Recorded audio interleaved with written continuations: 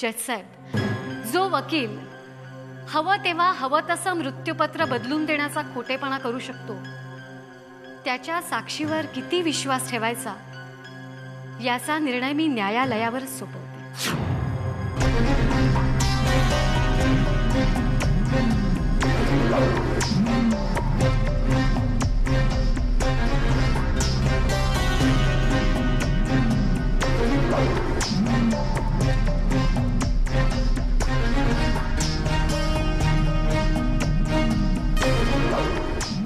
आपण जाऊ शकतो.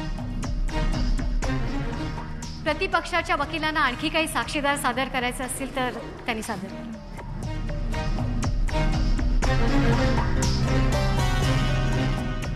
या संदर्भात मी गोवर्धन प्रभू यांना बोलू इच्छितो.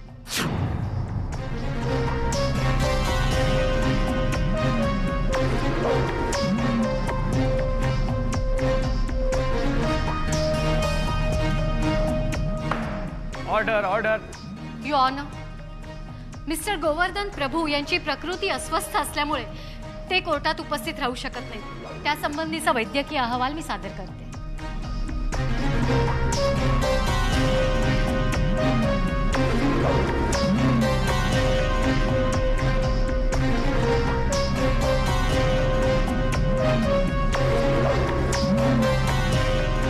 प्रकृती अस्वस्थ असणं हे कारण साफ खोटे आहे युअर ऑनर.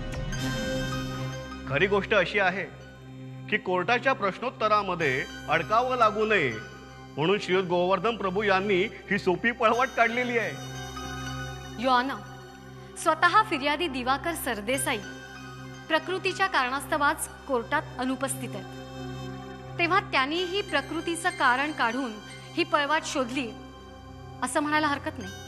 खरी गोष्ट अशी आहे युअर ऑनर की दिवाकर सरदेसाई स्वतःच अशी केस करण्याच्या विरोधात होते. पण केसच्या कागदपत्रांवर तर त्यांनीच सह्या केल्यात. मेघना सरदेसाई यांनी मिस्टर दिवाकर सरदेसाई यांच्या मानसिक अवस्थेचा फायदा घेऊन खोटेपणाने त्यांच्या सह्या घेतल्या असू शकतात. हे तुम्ही पुराव्याशिवाय इतके ठामपणे कसं का सांगू शकता?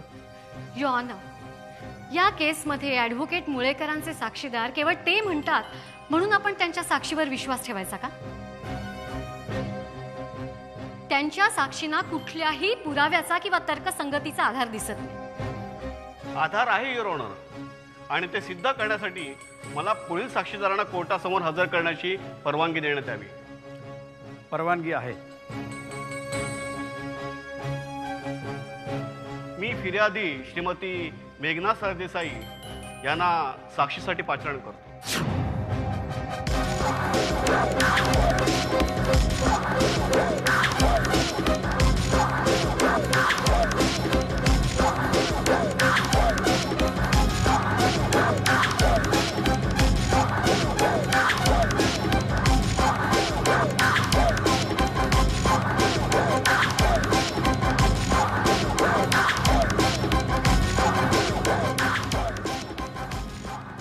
मेघना सरदेसाई, सुलोचना देवीच्या मृत्यूपत्राच्या संदर्भात आपल्याला काय म्हणायचं आहे?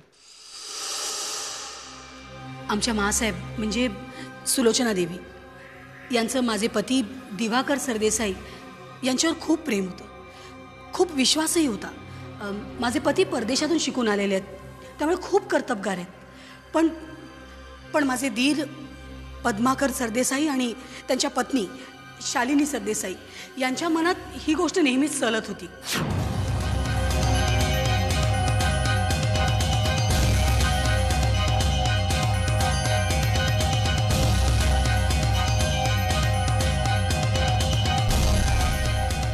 पद्माकर भाऊजी, त्यांचा मुलगा सागर आणि पद्माकर भाऊजींचे व्याही गोवर्धन प्रभू या तिघांनी या ना त्या कारणावरून नेहमीच दिवाकर सरदेसाई आणि माझा सगळ्यांदेखत अपमान केला.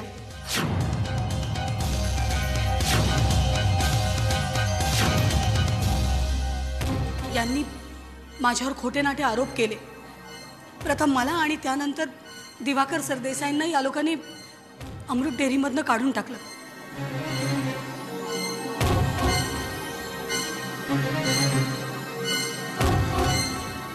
त्या सगळ्यांनी मिळून मानच्या मनात माझ्या कुटुंबाविरुद्ध विष घालवलं. माझ्या पतीला इतकं छळलं, इतका मानसिक त्रास दिला की त्यांचं मानसिक संतुलन बिघडलं.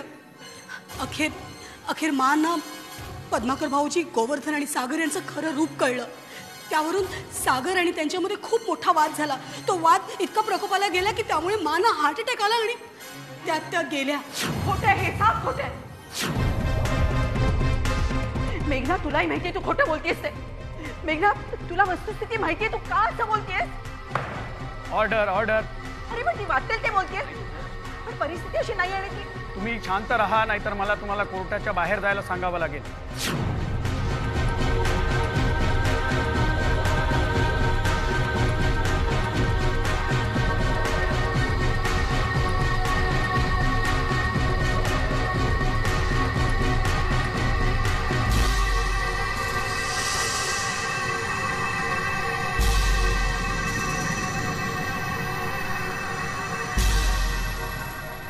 प्रोसीड. काही दिवसांनी गोवर्धन प्रभूंना कळलं की महाने त्यांच्या विलमध्ये सगळी एस्टेट माझ्या आणि माझ्या नवऱ्याच्या म्हणजे दिवाकर सरदेसाईंच्या नावावर केली आहे. बस हे कळल्याबरोबर ते बिथरले. त्यांनी दीक्षितांना गाठलं, दीक्षितांना धमकी दिली त्यांनी, ज्याच्यामुळे दीक्षितांनी आमच्याकडे येऊन खोट्या विलचं वाचन केलं.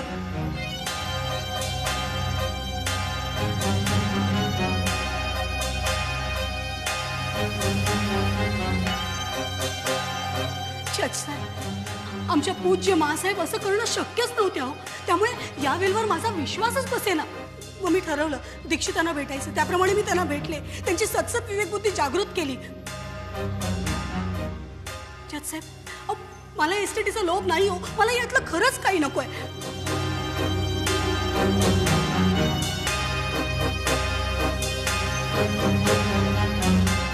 पण माझ्या नवऱ्यावर अन्याय होता कामा नये, ते मी नाही सहन करू शकत. त्यांची मानसिक स्थिती पूर्वीसारखी व्हावी, ते पुन्हा एकदा नॉर्मल व्हावे, म्हणून मी हा खटला भरलाय. बस.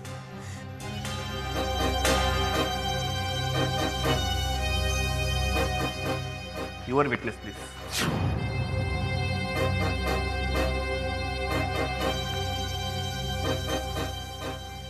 मेघना सरदेसाई, तुमच्या पतीवर अन्याय झालाय याची जाणीव सुलोचना देवींना कधी झाली? जेव्हा माझे पती दिवाकर सरदेसाई यांनी आत्महत्येचा प्रयत्न केला तेव्हा. पद्माकर भाऊजी आणि सागर यांचं आमच्या व्यवसायात लक्षच नव्हतं. त्यांची प्रेम प्रकरणं संपतील तर ना. पद्माकर भाऊजींच्या त्या चारित्र्याबद्दल मी न बोललेलंच बरं.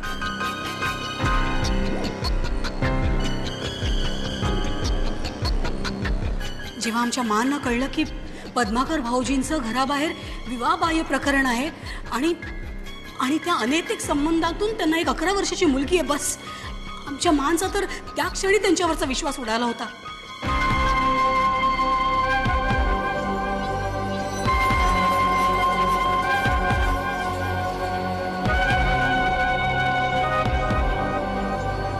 माझा पुतण्या सागर त्याचं लक्ष फक्त चैन करण्यात, पैसे उडवण्यातच.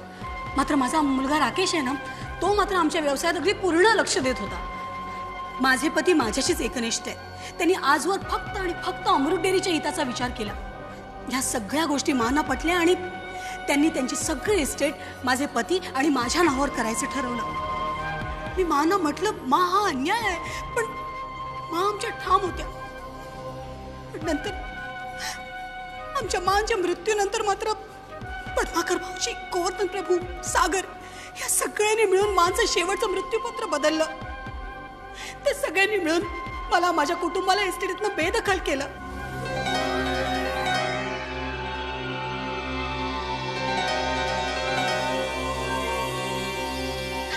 मला, माझी कोर्टाला कळकळीची विनंती आहे, मला काही नको, मला खरंच यातलं काही नकोय. पण माझ्या नवऱ्यावर अन्याय होता कामा नये. पण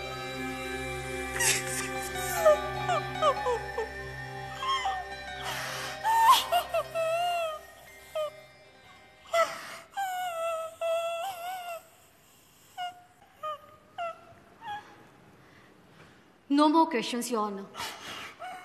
आपण जाऊ शकतो. Your witness please.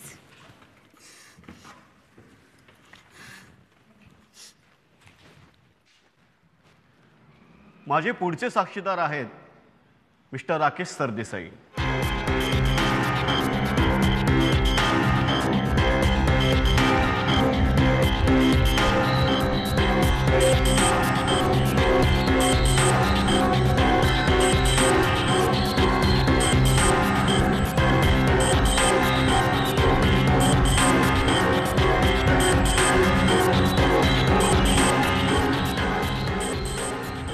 Mister Rakesh Sardesai, या केसच्या संदर्भात तुमचं काय म्हणणं आहे?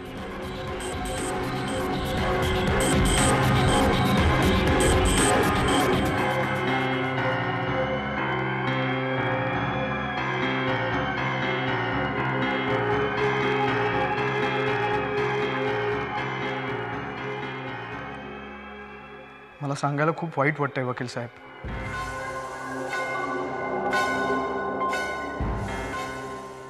आमच्यावर ही काय वेळ आली आहे.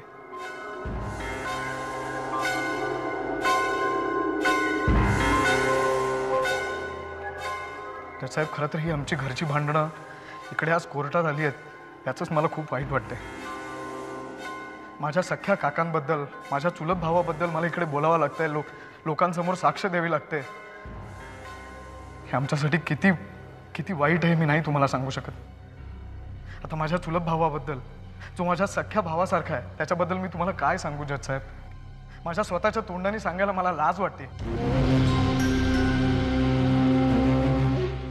पण काय करणार, मला हे सगळं सांगायलाच पाहिजे. जज साहेब, हा सागर जरी माझ्या सख्या भावासारखा असला तरी सुद्धा त्याला अतिशय घाणेरडी व्यसन आहेत. दारूपायी आमचे हरिकाका याच्यामुळे जेलमध्ये गेले. ज्याने आम्हाला लहान मुलासारखं वाढवलं, आपल्या अंगा खांद्यावर खेळवलं. त्याच्याविषयी आणखी मी काय सांगू जज साहेब. इकडेच नाही, आम्ही कॉलेजमध्ये असताना सुद्धा यांनी एका मुलीला मारलं होतं.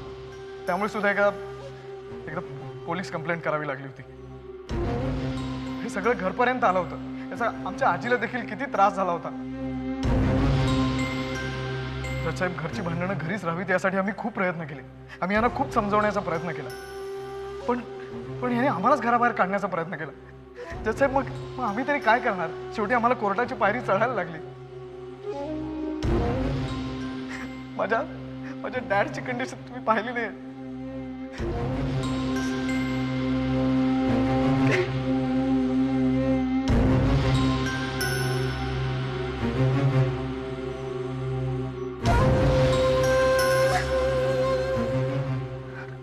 बस जज साहेब, हे आणखी नाही बोलू शकत.